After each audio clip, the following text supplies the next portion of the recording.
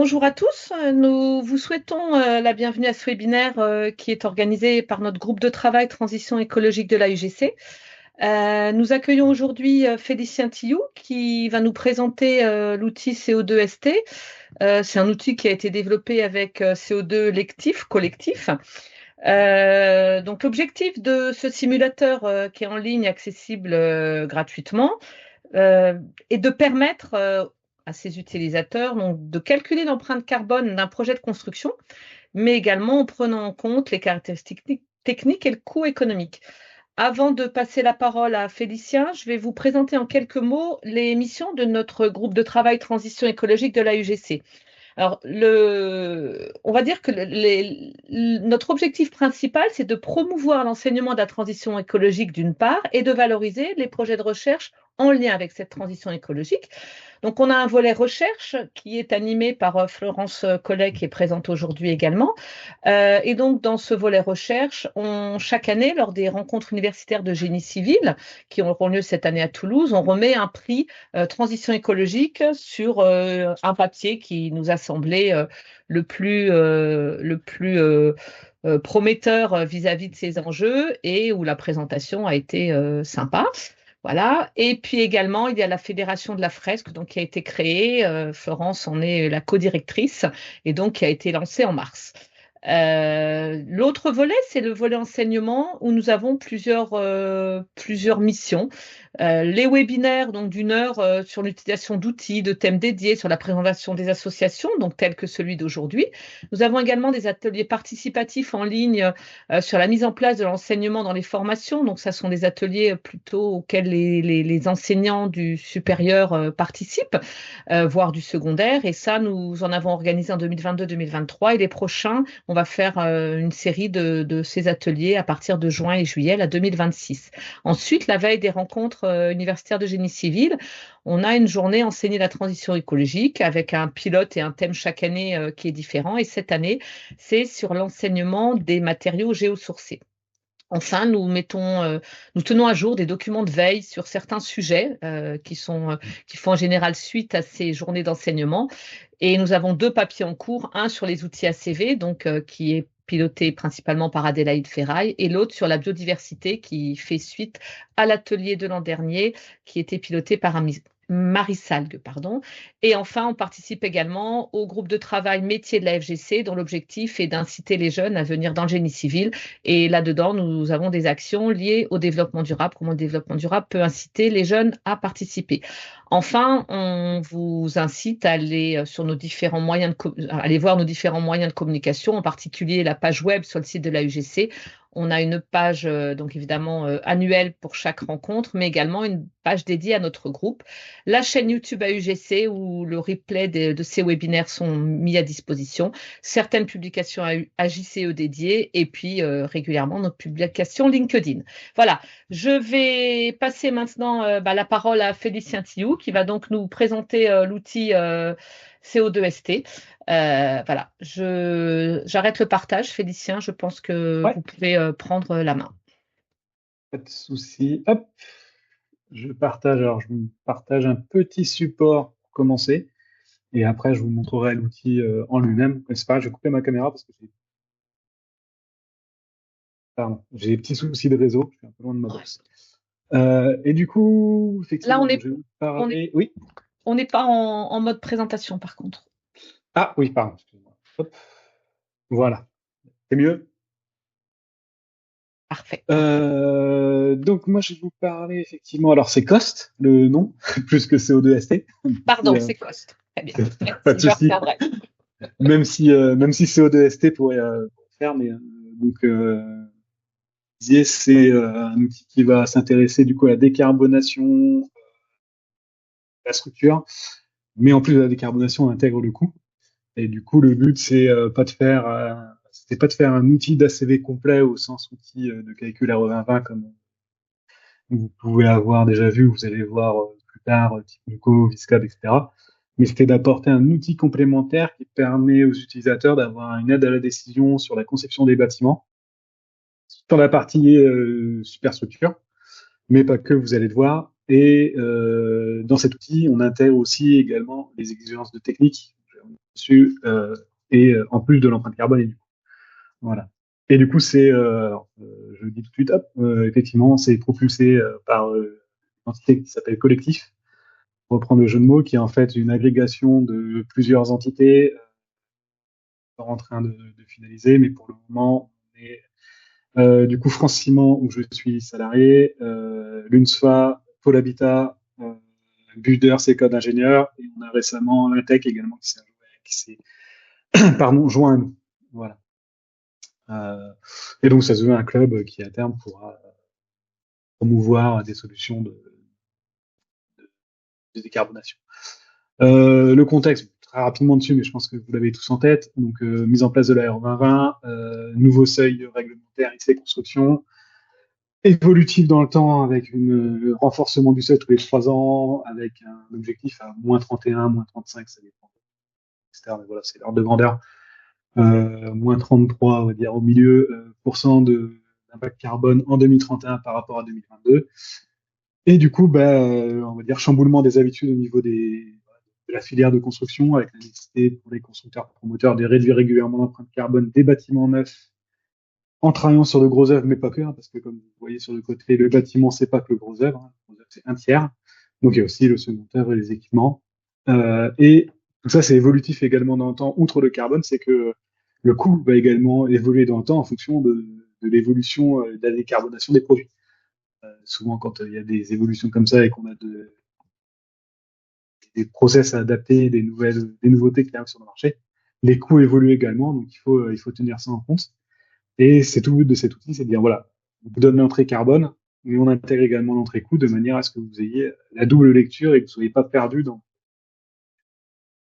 Hop. Et du coup, c'est avec Cost qu'on répond à ça. Alors, qu'est-ce que c'est concrètement? Donc, c'est une application qui vous permet de chercher à optimiser le coût carbone de vos projets. Vous allez voir, on a un résultat qui s'appelle le nuage de points qui permet de comparer très rapidement, donc en une seule fois, 4600 combinaisons constructives.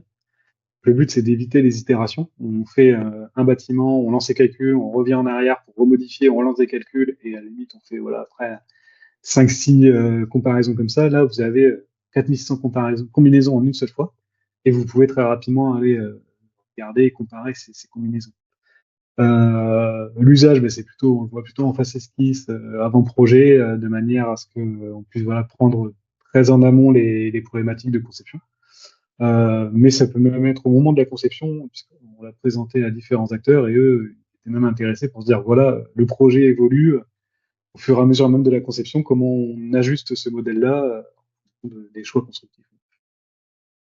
Et initialement, c'est visé pour les architectes, les constructeurs, économistes, autres BE, mais effectivement aussi aux universitaires qui veulent sensibiliser, former les nouveaux étudiants à ces enjeux-là.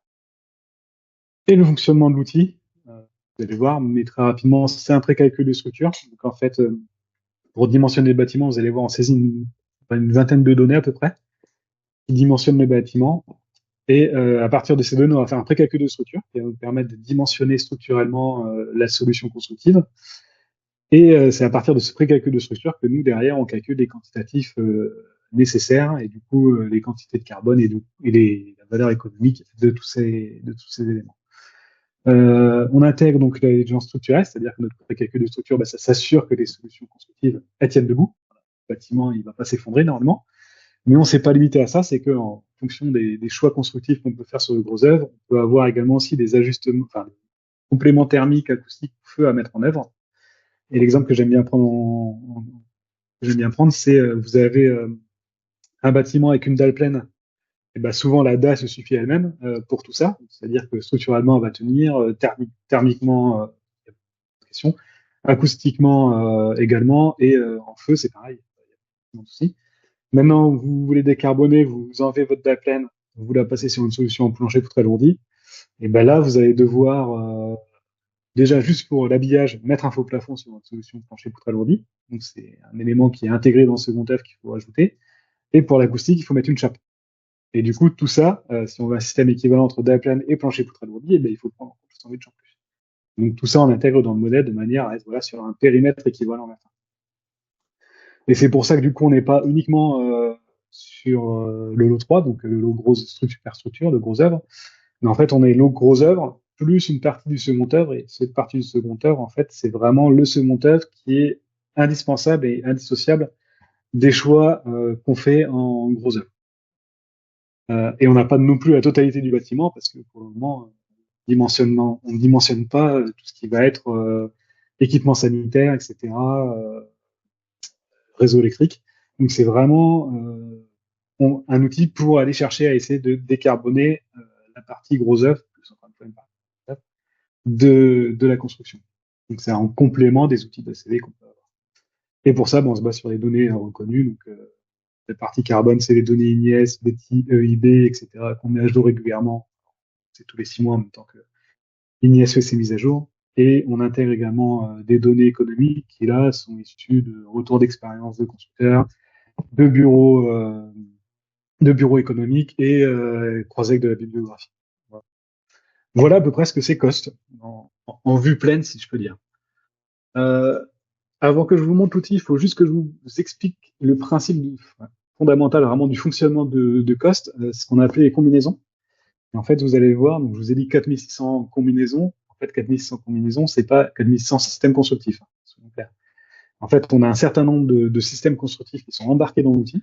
Donc, pour l'instant, des solutions minérales avec du béton et une solution en terre cuite. Et en fait, nous, ce qu'on va faire, c'est qu'on va mixer toutes ces solutions les unes avec les autres. Et c'est ça qu'on va appeler des combinaisons. Donc, pour l'illustrer, donc la combinaison, c'est l'association d'un triptyque d'un plancher, d'un vertical en façade et d'un porteur intérieur. Et du coup, par exemple, on peut avoir une combinaison qui va être une dalle pleine, on va mixer avec un voile BPE en façade et un voile BPE en intérieur. Après, on va switcher, on va reprendre notre dalle pleine, notre voile BPE, et par contre, en intérieur, on va lui mettre un poteau. Encore une autre combinaison, on garde notre dalle pleine, on garde notre voile, sauf qu'en intérieur, ce coup-ci, on va mettre des blocs creux, etc. Et on répète ça, on itère ça un certain nombre de fois.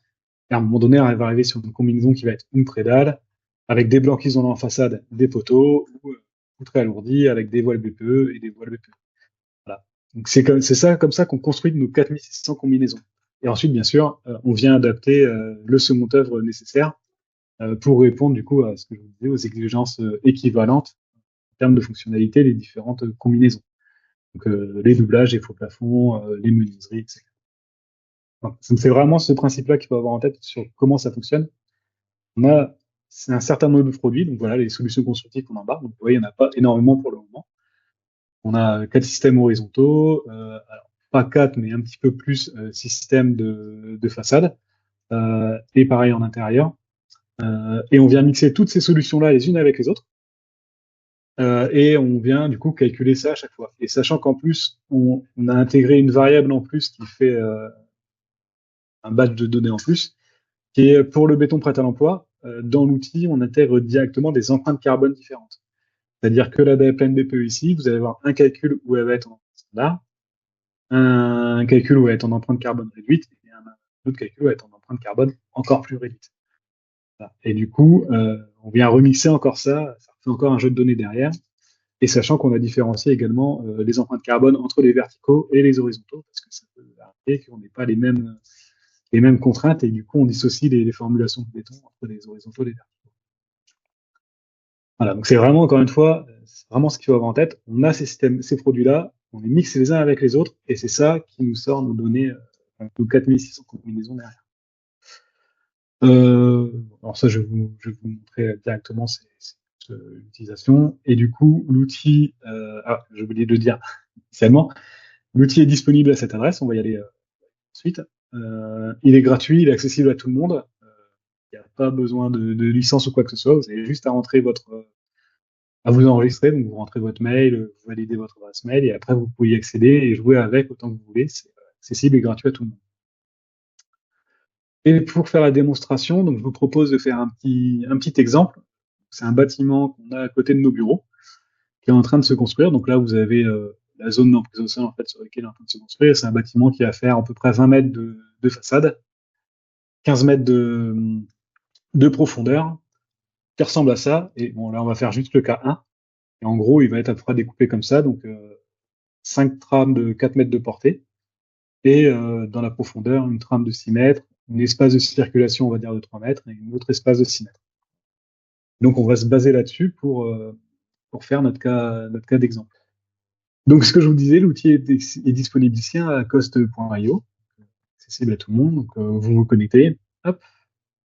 Alors, on a une page un petit peu austère pour le moment, il faudra la refaire. Ça fonctionne. Donc, vous rentrez votre identifiant, vous vous connectez, et voilà, vous arrivez du coup sur l'outil qui ressemble à ça, qui est assez simple d'utilisation. Hein, il n'y a pas 50 000 couches. Vous avez ici une zone wiki où on vous communique des informations et des choses qui peuvent être mises à jour voilà, en fonction d'actualité. Un petit guide d'utilisation qui est disponible. Et vous avez surtout deux espaces du coup qui sont ici l'espace projet. Donc c'est là où on va aller simuler notre bâtiment. Vous allez voir. Et ici un autre espace qui est l'espace référentiel, c'est-à-dire que je vous l'ai pas dit, mais toutes les données qui sont embarquées dans l'outil, les données carbone et éco qui sont embarquées dans l'outil, vous pouvez vous les approprier, les personnaliser. C'est-à-dire que voilà, l'empreinte carbone de l'adage, vous avez dit tout à l'heure, c'est à peu près 220 kg de CO2 par mètre cube. Si vous n'êtes pas d'accord, vous voulez mettre 215, et là, vous pouvez créer votre propre référentiel, mettre 215, associer le coût, séparer si le coût vous correspond ou pas, et refaire tourner les calculs avec vos propres données. Et du coup, comment ça se passe? Alors, on va ouvrir, donc là, on a un projet, donc le nom du projet. Alors, le projet, c'est vraiment, c'est un espace dans lequel vous allez pouvoir faire vos simulations, et les simulations, c'est le calcul bâtiment. Donc, le projet, là, vous pouvez le renseigner, donc, nom, puisque c'est la rue où on est, la localisation, le référentiel que je veux utiliser par défaut pour faire mes calculs. Donc là, c'est le référentiel de l'outil. Une petite description. Donc là, on va faire un bâtiment de R+6 sur une parcelle qui fait 20 mètres de façade, 15 mètres de profondeur. Donc c'est ce que je vous disais. Et après, on va créer la simulation ici. Là, ensemble. Donc là, voilà, vous avez l'espace simulation. Donc alors, là, c'est en gros la façon dont on va visualiser et renseigner le bâtiment. Ça ressemble un peu à une boîte à chaussures ou un Lego, sur la vision qu'on a. Mais vous inquiétez pas, ça va pas rester que là-dessus parce qu'effectivement là c'est pas forcément très facile. Donc là vous pouvez changer, reswitcher de référentiel ou garder le même si vous voulez. Donc on va sur le même. Et là vous allez commencer à saisir les données de votre bâtiment. Donc pour ça heureusement vous avez des petites aides. Donc là vous avez des points d'interrogation. Donc si vous cliquez dessus, hop, là vous retrouvez donc l'image qui était sur le côté.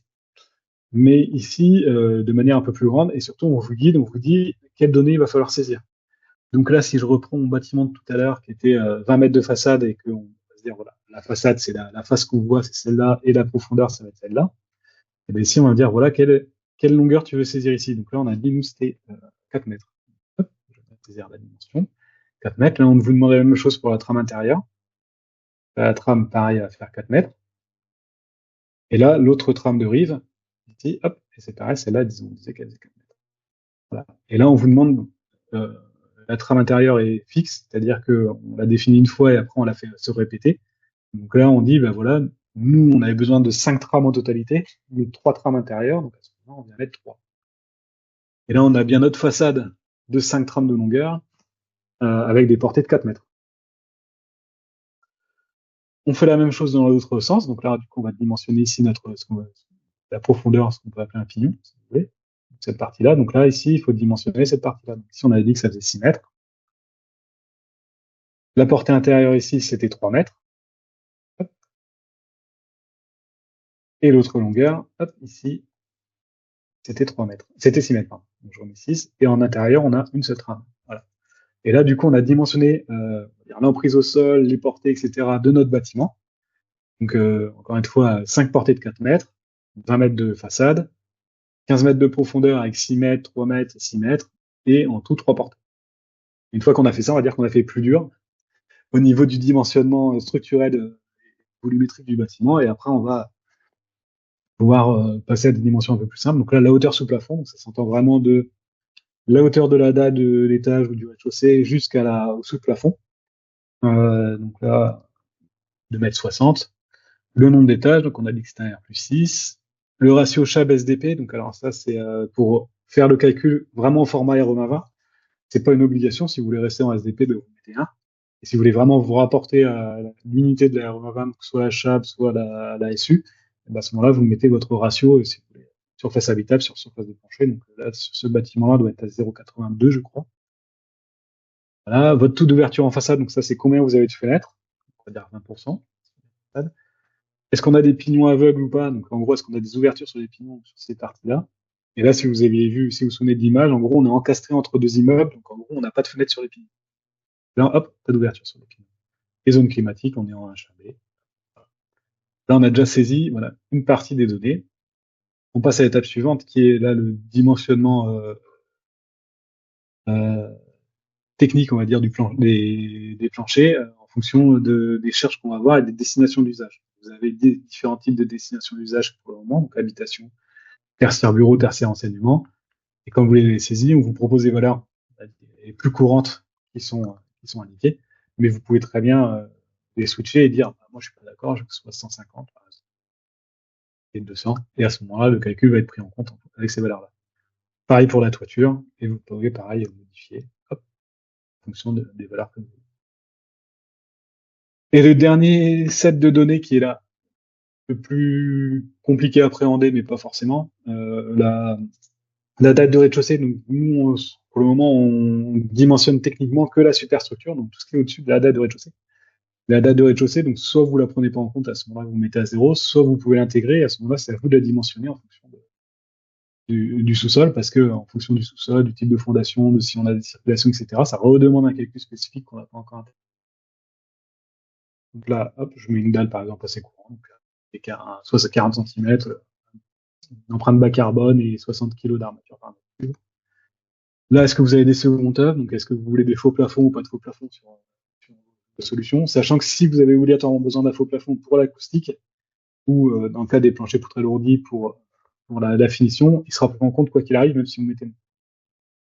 Idem, si vous avez besoin de chape pour l'acoustique, quoi qu'il arrive, elles sont prises en compte.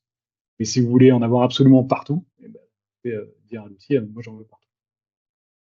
Le type d'isolant que vous voulez mettre pour isoler vos murs extérieurs.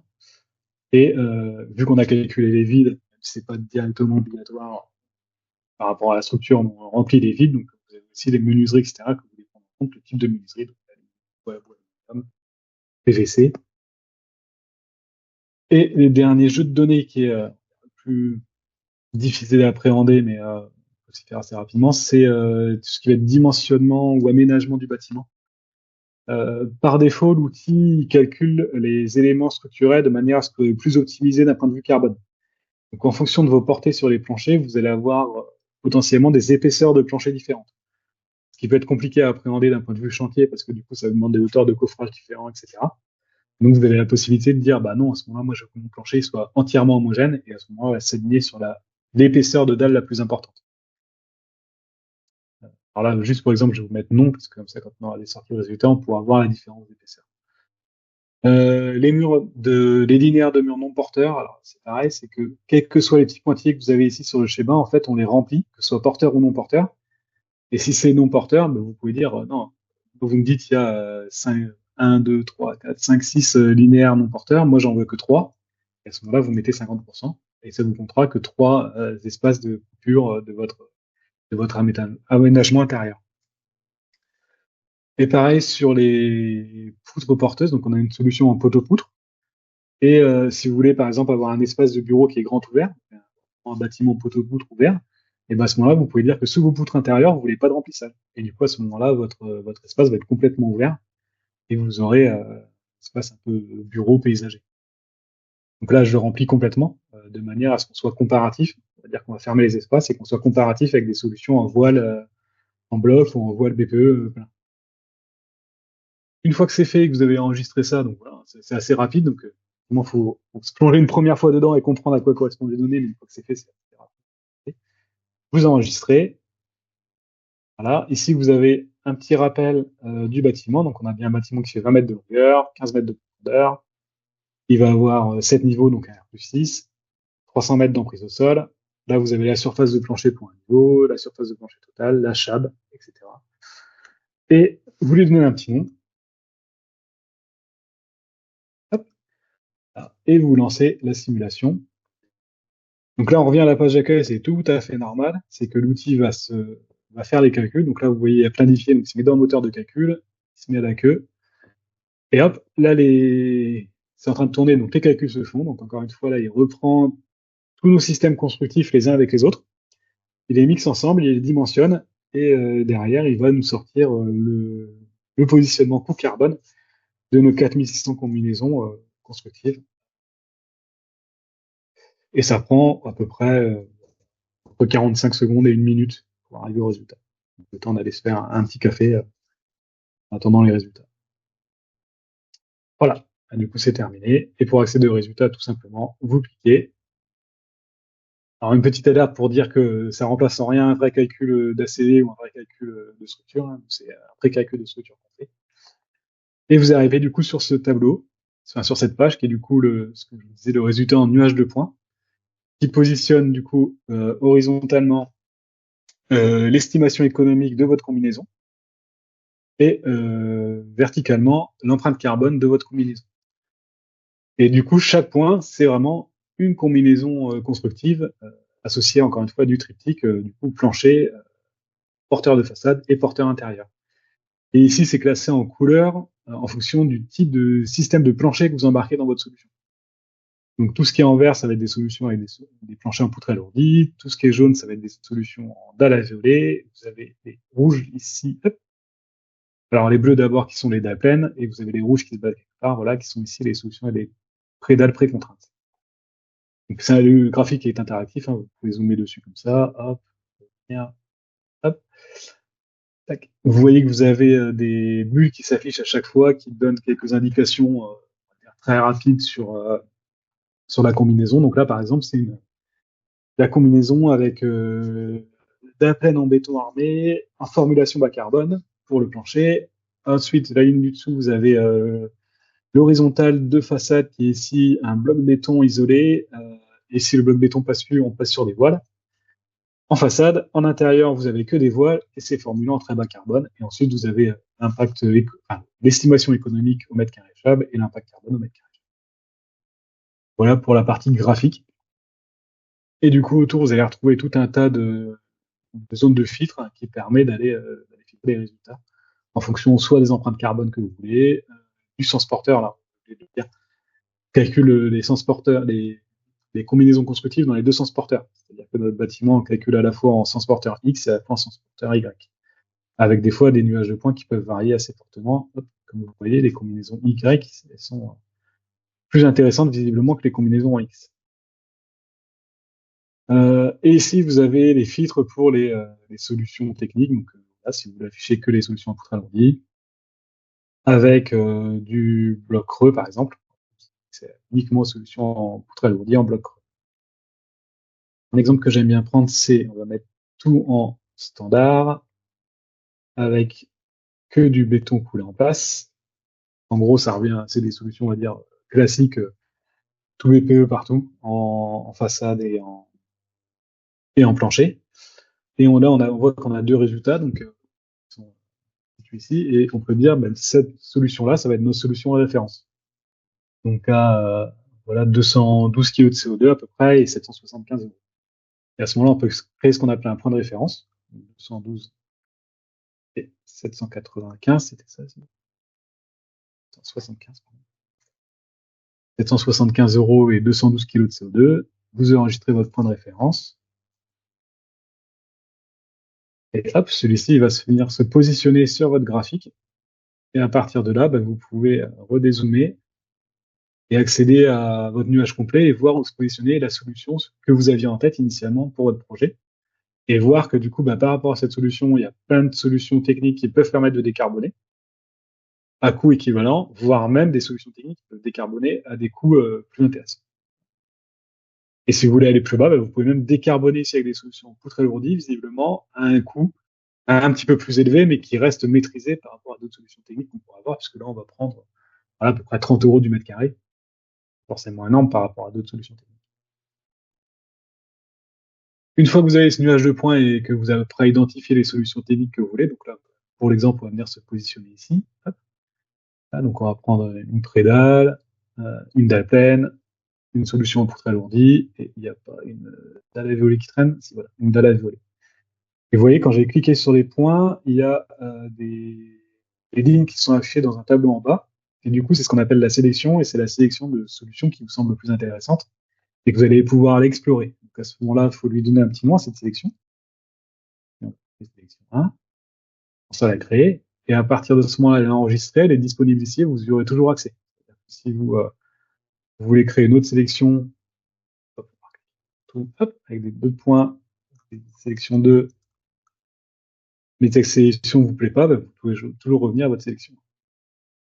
Et une fois que alors, dans ce tableau-là, vous avez un petit peu plus d'informations. Donc, on a notamment le type de toiture, les non-porteurs également qui permettent de fermer la boîte sur les façades et sur les cloisons qui sont intégrées. Et vous avez aussi le sens porteur, ainsi qu'une autre donnée qui est la hauteur de sortie de bâtiment, puisque là, en fonction des différentes solutions techniques de plancher, on va avoir des hauteurs finales de bâtiment qui sont un petit peu différentes.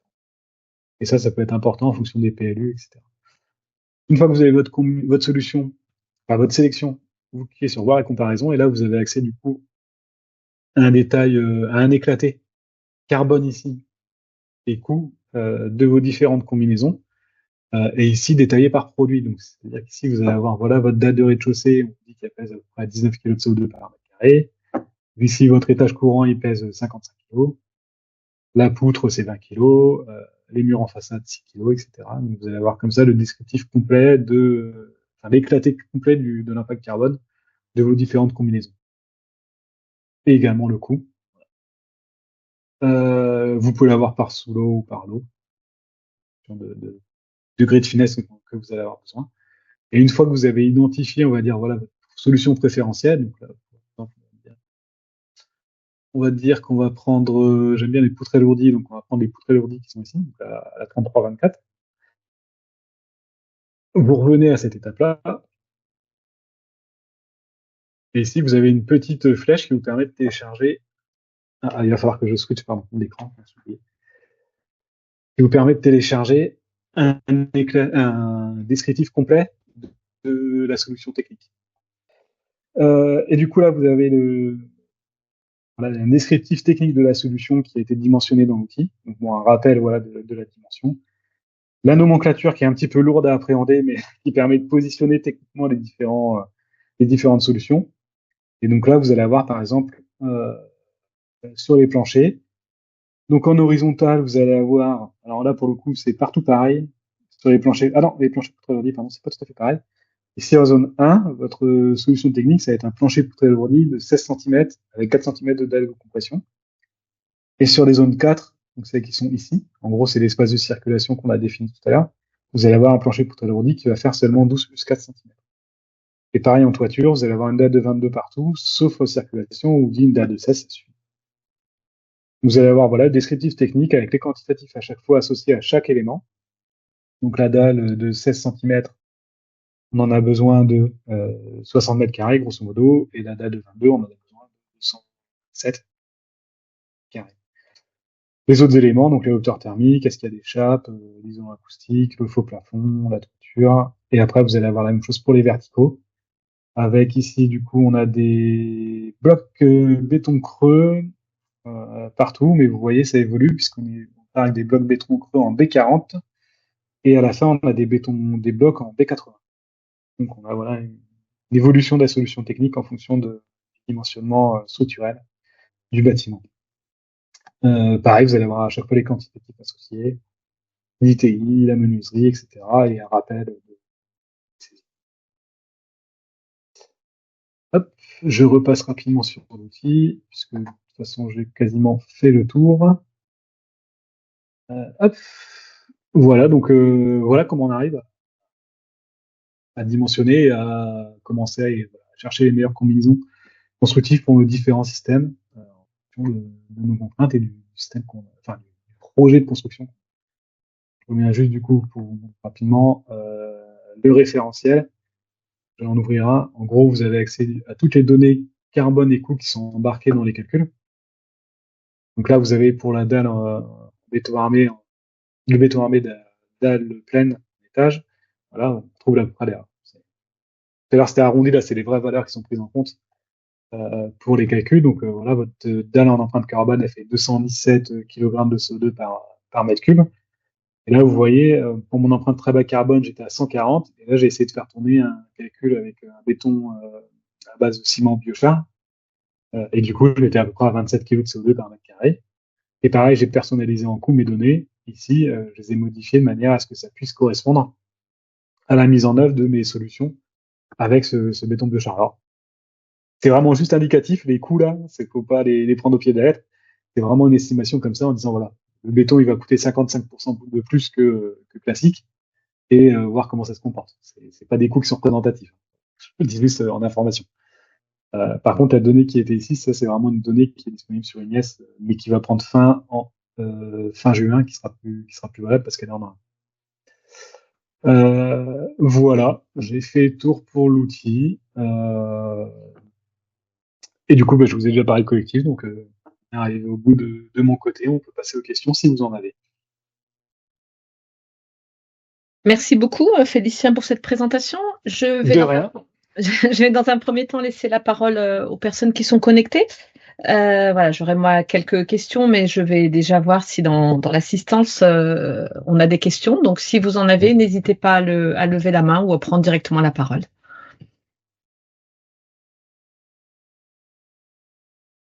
Je vois. Ah, voilà. Florence, vas-y, je te laisse poser ta question. Merci pour votre présentation. C'est un outil très puissant. Sur la dernière partie, vous avez indiqué qu'effectivement, les coûts, ils n'étaient pas à prendre au pied de la lettre. Mais je voulais savoir comment vous avez fait votre bibliothèque de coûts. Oui, alors, quand je disais, je ne vais pas prendre au pied de la lettre, c'est vraiment pour la partie Bioshark, je ne vais pas prendre au pied de la lettre. Parce que les coûts qui sont embarqués dans notre bibliothèque initiale, on a essayé qu'ils soient, eux, représentatifs d'une pratique, d'une moyenne, on va dire. Alors, pour le coup, c'est plutôt région lyonnaise, puisque c'est plutôt les données de là-bas qu'on a eu. Et c'est ce que je vous disais, c'est des retours d'expérience d'un constructeur qui a préparé au projet, qui a bien voulu nous filer ces données de chantier. Donc, ces coûts de chantier, en fait, comment il dimensionne ces projets. On a recroisé avec des données d'un économiste qui nous a complété, mais également recroisé les données que le constructeur nous avait fournies. Et on a également recroisé avec des données de bibliographie, savoir normative, chiffrage ou des choses comme ça. Ouais. Voilà. Mais après, c'était tout le but, notamment sur le coût. Sur le carbone, c'est un petit peu plus compliqué de challenger, mais le coût, effectivement, c'était important que l'utilisateur puisse avoir la main dessus, puisqu'en fonction des régions, des pratiques, des entreprises, des contrats qu'ils vont avoir, etc., bah, les coûts, ils vont pas être du tout pareils en fonction de par rapport à ce qu'on va avoir. Donc, c'est Ouais, important par rapport à la bibliothèque Battery, par exemple, c'était plus intéressant de prendre un retour d'expérience locale que de se fier à une base. Enfin, c'est une question parce que je maîtrise pas cette partie. Non, et c'est assez. Après, voilà, ça va être encore une fois, ça va être assez variable en fonction des constructeurs. Il y en a qui vont dire, bah non, on n'a pas l'habitude, donc pour nous c'est plus cher. D'autres qui ont l'habitude et effectivement ces solutions-là, ils vont savoir les mettre en œuvre à un coût assez intéressant. Donc, voilà, c'est vraiment important d'être personnalisé, sachant que là pour le moment on l'a pas, mais on va mettre en place un système de fichiers CSV qui permet aux utilisateurs en gros de télécharger, exporter et importer rapidement leurs données et pas avoir à saisir tout à la main parce que sur la partie coût notamment, c'est assez important au niveau des données à saisir. Donc ça, ce sera une évolution de l'outil de pouvoir importer Oui, on va dire ça donne une base de données de départ et oui. après l'utilisateur pourra dans quelques temps importer ou exporter ses coûts, quoi. Oui, c'est ça. Donc il y a des évolutions qui sont prévues, donc ça en fait partie. Parfait. Je vois que nous avons aussi une question de Maria. Pardon, Florence, tu avais peut-être une autre question? Ouais, voilà, si je peux me permettre. Bien sûr. Par rapport aux variantes de façade et du coup à l'effet d'isolation thermique. Est-ce que vous réajustez les épaisseurs à résistance thermique équivalentes ou... Oui, alors on les a ajustés. Alors j'ai plus exactement les valeurs en tête, mais en gros, quand on a travaillé avec le thermistat, on est parti, voilà. Qu'est-ce qui se pratique le plus couramment sur les bâtiments RE2020 en fonction des zones climatiques par rapport aux résistances qui sont attendues en façade. Et du coup, quand on est sur des blocs, quand on est sur des bois pleins par exemple, qui n'ont quasiment aucune résistance, on vient mettre derrière un isolant qui fait quasiment la totalité de la résistance attendue. Quand on est sur des blocs qui ont déjà un R+1, on vient mettre un isolant un petit peu moins important derrière. Ce qui change, pour le coup, ça va pas changer grand chose au résultat. C'est pas ça le facteur déterminant. Enfin, c'est pas l'isolant le facteur déterminant, c'est ça que je veux dire. C'est pas l'épaisseur de l'isolant qui va changer. Mais on vient l'ajuster. Ok, merci beaucoup. De rien. Merci. Je vais laisser la parole à Maria Paola qui a, je pense, quelques questions. Bonjour. Alors, c'est Yasmine Baraka. Je voudrais poser une question aux critères structurels. Parce que vous dites que votre logiciel, il prend en considération une étude multicritères, coût, environnement et structure. Je voudrais Ouais. savoir quels sont les critères ou l'indicateur structure pris en compte. Alors, on n'a pas d'indicateur structure qui sort. Par contre, en fait, quand on fait le dimensionnement de la solution technique, on reprend toutes les données qui ont été saisies par l'utilisateur, notamment les portées, et on vient derrière refaire un pré-calcul de structure avec des ABAC. C'est pas un vrai calcul de structure, hein, c'est un calcul un peu simplifié, mais qui donne des résultats pas trop éloignés de ce qu'on va sortir sur un vrai calcul, qui permettent de dimensionner du coup quelle épaisseur de plancher on va avoir besoin pour avoir une portée de 4 mètres ou une portée de 5 mètres, etc. Et après, en fonction de quelle quantité de masse on doit porter sur les planchers, et bien on va reprendre nos descentes de charge pour dimensionner nos horizontaux, nos verticaux, pardon. Voilà. Et donc c'est pour ça que dans le résultat que je vous montrais par exemple, au fur et à mesure où on descend dans le bâtiment, on commence avec des blocs B40 puisqu'on a juste la toiture à porter, et au fur et à mesure quand on arrive au rez-de-chaussée, on a du B80 parce qu'on a tout ce qui est au-dessus à porter en plus. Je vais, Mais pardon, ça, je vais me permettre de rebondir sur la question de Maria avant de vous laisser, Maria, la deuxième question. Ces ABAC, elles sont basées sur les Eurocodes ou ce sont des ABAC plus génériques sur quel est-ce que c'est basé? Non, alors, normalement, c'est sur les eurocodes. Alors, je suis pas l'expert de la structure. Donc, en fait, on a travaillé avec un bureau de structure qui nous les a fait. Et effectivement, il s'est basé sur les calculs des eurocodes. On a des données d'entrée pour chaque type de solution constructive, avec les moments isostatiques, les poids propres, etc. Et après, en fonction des charges qu'on met dessus, on vient redimensionner encore une fois tout notre plancher. Et après, encore une fois, redimensionner tous nos verticaux. D'accord, merci. Maria, vous aviez une autre Et question? du coup, effectivement, juste pour compléter, oui, avec l'évolution des eurocodes, on sait aussi qu'on va avoir dans les mois à venir Voilà, c'était. un ajustement potentiel à faire. Maria, aviez-vous une autre question? Du coup, juste une dernière petite question. Le dimensionnement qu'on met au préalable au départ, c'est surtout pour le métré et pour le calcul ACV, donc pour lycée construction.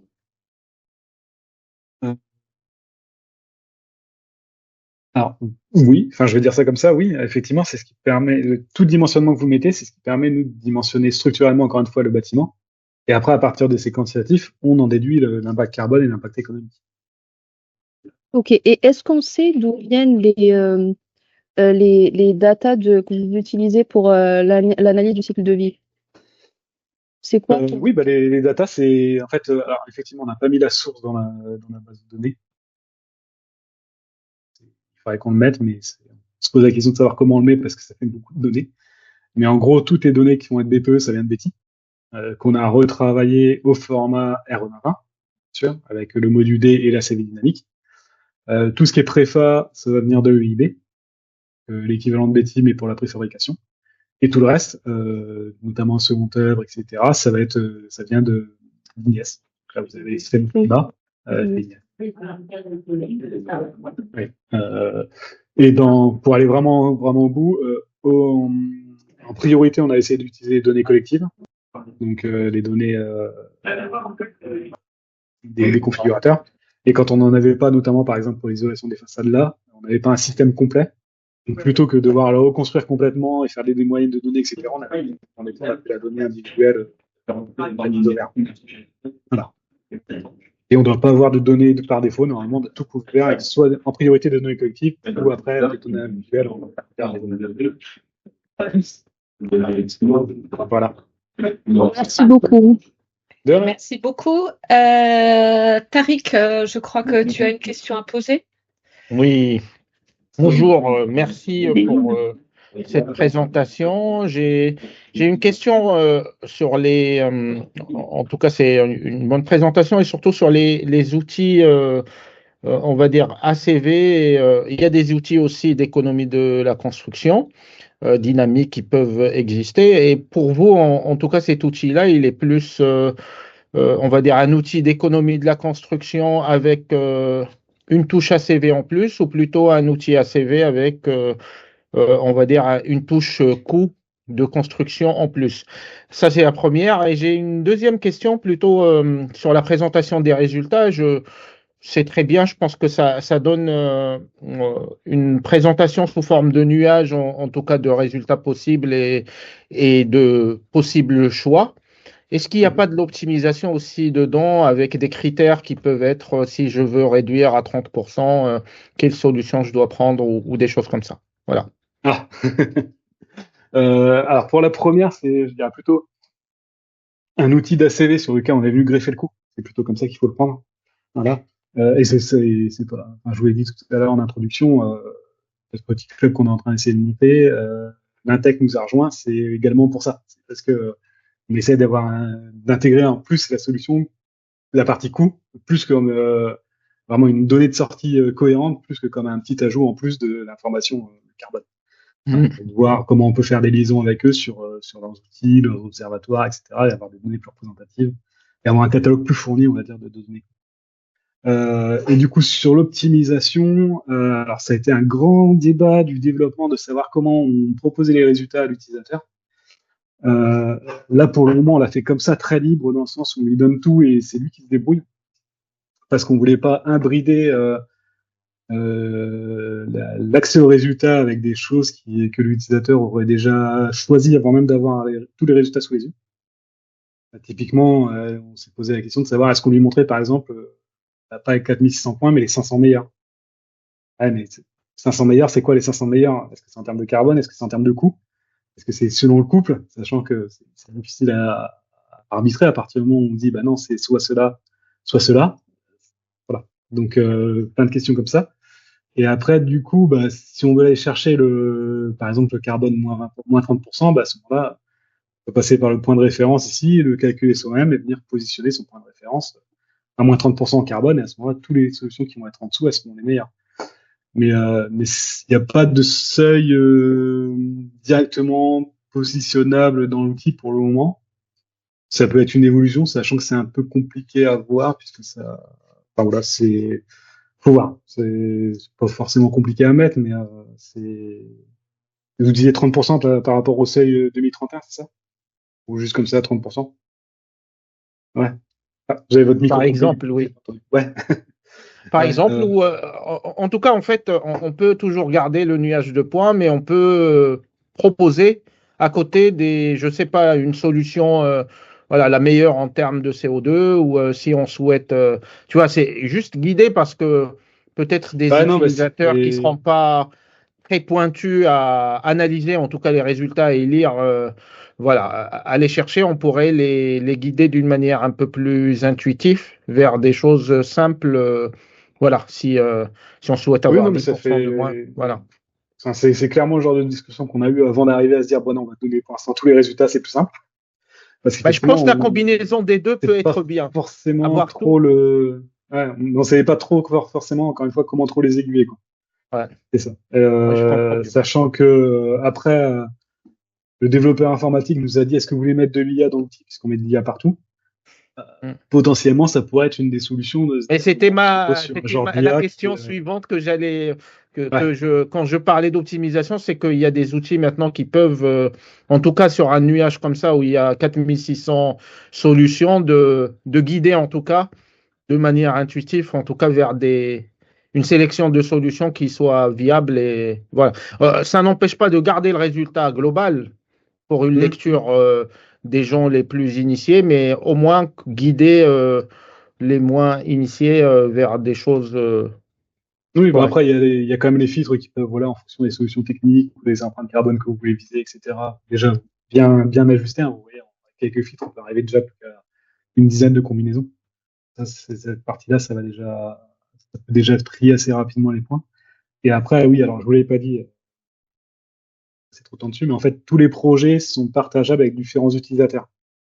Ça permet de faire du travail collaboratif, et effectivement, quand on est autour d'un projet et qu'il y a un bureau d'études qui fait calcul carbone, un bureau structure qui s'occupe de la structure, un constructeur qui a des solutions techniques différentes, on peut partager le projet entre ces trois personnes-là, et en fonction du choix qui est fait du dimensionnement du bâtiment, déjà s'arrêter, se dire bon ben voilà, on va plutôt viser ces points-là, et du coup après se mettre d'accord sur l'empreinte carbone qu'on veut atteindre, le système constructif, etc. Souvent, il y a rarement une seule personne qui prend la décision pour on va prendre telle empreinte carbone, telle solution constructive et tel coût. Plutôt un consensus de groupe. Merci beaucoup. Merci pour la réponse. Ah, je vois que. Alors, j'avais quelques questions. Je vais d'abord laisser la parole à Farid et après, je poserai mes 2-3 questions et après, on. D'accord, merci. Mais merci pour la présentation. Je trouvais que c'est vraiment très, très intéressant. Je me posais comme question s'il n'y avait pas d'autres indicateurs disponibles comme l'énergie utilisée pour la production des matériaux, alors, sur pour le l'épuisement moment, des ressources, etc. non, alors pour le moment, effectivement, c'est que carbone et coût. À l'instar de ce que j'ai dit tout à l'heure pour l'export et l'import des bases de données, intégrer d'autres indicateurs, ça fait partie des évolutions qu'on a. Il y aura peut-être à un moment donné, effectivement, l'indicateur GWP tout classique qu'on va avoir dans les FDES, l'indicateur eau, l'indicateur énergie. Sachant qu'en plus, pour le moment, c'est un petit peu compliqué parce que, notamment sur les indicateurs type épuisement des ressources, entre les données A1 et les données A2, c'est pas les mêmes. Donc, on peut pas avoir de sortie de résultats net, quoi. On va voir comment ça. Et en plus, il y a le RPC qui arrive. On va voir comment ça va évoluer. Mais à un moment donné, oui, on intégrera d'autres indicateurs. D'accord, merci. Merci beaucoup. Je vais peut-être clore la série de questions avec quelques questions. Alors, mes questions sont plutôt sur l'accès au sourcing des données, c'est-à-dire, merci d'avoir bien précisé que ça venait de Betty ou d'eBay ou de l'IGNES, mais est-ce que dans ce qui est rentré en termes de coût carbone, donc c'est les IC, est-ce qu'il y a moyen de savoir, ils ont été calculés à partir de quel FDES, c'est-à-dire est-ce qu'on a accès à quel FDES a été utilisé? Et est-ce qu'on a accès au calcul, non pas de lycée, mais de l'indicateur? Donc là, vous êtes encore en A1, je pense que l'outil va évoluer en A2, mais de l'indicateur réchauffement climatique et donc, quand on sera en A2, changement climatique. Non, alors, on a un mix de A1 et de A2 en fonction des données qui étaient disponibles. D'accord. Et en fait, alors, sur tes configurateurs, on n'a pas de données directes, puisque c'est de la configuration de FDES propre. Donc, typiquement, notre mètre cube de béton armé, là, c'est pas une FDES qu'on peut avoir disponible comme ça directement sur l'IGNES. Une DEP, pardon. Enfin, sur Betty, une DEP, oui, tout à fait. Mais est-ce qu'on a moyen de la récupérer ou pas? Est-ce qu'on sait, par exemple, est-ce qu'on peut récupérer Vraiment la FDES en elle-même? Non, pour le coup, pas. D'accord, ok. Donc là, c'est des choses qui sont intégrées, mais on ne sait pas, par exemple, pour les isolants, on ne sait pas quel FDES a été utilisé, ou là, par exemple, pour les bétons, on n'a pas la fiche de Betty. On l'a pas, celle-là. Non, celle-là, vous l'avez pas. Non, il n'y est pas. Après, sachant qu'en plus, pour les BPE, on a mis des empreintes comme ça qui correspondent à une vraie solution technique. Mais on n'a pas, on a mis une empreinte bas carbone, on n'a pas voulu se rattacher directement à tel type de ciment. Voilà. En fait, c'était la deuxième question. Voilà. Quand on est standard bas carbone, très bas carbone, nous, on choisit ça, mais on ne sait pas derrière dans ce que vous avez rentré à quoi ça correspond. Par contre, on peut créer les nôtres où on crée nos fiches et on met ce qu'on veut, quoi. Exactement. Et par contre, la valeur d'empreinte carbone qui est mise ici, elle est calculée en quoi? Elle est en brut ou en IC? Elle est en IC construction, IC RE2020. D'accord, donc ça veut dire si on veut la mettre, il faut si on veut mettre nos propres valeurs par rapport à une fiche sortie de Betty, par exemple, il faut qu'on fasse le calcul transformé en IC RE2020. Ouais. Et donc là, effectivement, on télécharge le petit outil Excel de Guillaume Meunier et on fait la transposition. Oui, c'est ça, celui de Guillaume, oui, je m'en doutais. Ok, d'accord, très bien. Parfait. Oui. Ah oui, une autre question au niveau des isolants. J'ai vu que 2 types d'isolants. Est-ce qu'on a la possibilité d'en ajouter d'autres à l'outil? Alors, il y en a que 2 pour le moment. Il n'y a pas la possibilité d'en ajouter d'autres directement, mais après, si vous pouvez en fait via cette partie-là, en mettre d'autres et remplacer. Alors, je vais vous montrer juste comment ça peut fonctionner. Ils sont isolants façade, voilà. Là, par exemple, c'est un isolant Optima avec mur en membrane, enfin, isolant Optima avec une laine de verre 260. Vous voulez pas de la laine de verre, vous voulez de la laine de roche. En fait, vous mettez tout simplement la donnée ici. Vous renommez votre référentiel avec isolant laine de roche. Vous faites tourner votre référentiel avec isolant laine de roche et ça vous sortira les données en isolant laine de roche. D'accord. Parce que de toute façon, on s'attache, nous, à la performance. Donc, la laine de roche va pas avoir tout à fait le même R, mais grosso modo, ça va pas changer grand-chose, encore une fois, sur les résultats. Pareil sur les blocs. Si je prends ou les prédales, parce que j'ai des blocs ou les prédales, voilà, les blocs ici. Ici, on a des blocs B40 qui sont les données qui qui sont les blocs collectifs. Si vous voulez prendre du bloc d'un industriel, vous mettez la donnée du bloc industriel, faites tourner avec le modèle du bloc industriel et ça vous aura donné du bloc industriel. D'accord. Écoutez, merci beaucoup. Voilà. J'ai trouvé. Je vais préciser un truc avant. Oui, là, pour le moment, on n'a que des données très minérales, c'est ce que je disais, du béton et de la terre cuite. On est en train de travailler, alors ça fait 6 mois que je le dis, le problème c'est que c'est un peu compliqué sur l'acoustique, mais on est en train de travailler à ajouter des solutions en mixité avec des planchers en bois CLT et en solide bois. Pour essayer d'amener d'autres solutions techniques pour le moment, encore une fois, en plancher, après pour mettre les intérieurs. Mais comme vous le voyez, on est à un système équivalent. Et en gros, pour le moment, on a de gros problèmes à réussir à dimensionner correctement la partie acoustique. Dans le sens où les planchers bois, par exemple, pour que l'acoustique tienne, il ne faut pas traiter que le plancher, il faut aussi traiter les murs. Et ça, initialement, on l'a pas prévu dans notre modèle. Du coup, je suis en train d'essayer d'ajuster le modèle derrière pour dire, voilà, quand on a un plancher bois, potentiellement, il faut mettre un doublage sur les murs. Donc, comment ça se passe? Et une fois qu'on aura tout ça, on l'intégrera dans l'outil et il sera disponible à tout le monde. Donc, vous aurez des solutions en béton et des solutions en mixité avec des planchers bois. Et après, on ouvrira aussi à des façades en bois, des solutions en plancher bac acier, etc. Donc, le but n'est pas de rester que sur des solutions béton, mais vraiment d'intégrer plein de types de solutions techniques différentes. D'accord, on va dire que pour l'instant, l'outil, c'est sur de la structure béton, mais que petit à petit, il va évoluer, quoi. Oui. Très bien. Écoutez, merci beaucoup. Moi, personnellement, j'ai trouvé que c'est une présentation très, très, très intéressante. Voilà, je pense que derrière, il faut que chacun prenne l'outil en main et voit comment il peut le personnaliser, notamment pour rentrer ses propres données. Voilà, on vous remercie et puis je donne rendez-vous aux personnes qui sont là autour. Donc à notre prochain webinaire qui sera sur l'outil Nuco. Donc c'est le 21 avril sur le même créneau. Et le prochain rendez-vous, ce sera notre journée veille des RUGC sur l'enseignement de la transition écologique qui est consacrée cette année aux matériaux donc géosourcés animés par Céline Perlot. Voilà. Je vous remercie à tous et je vous dis à bientôt au prochain webinaire. Merci.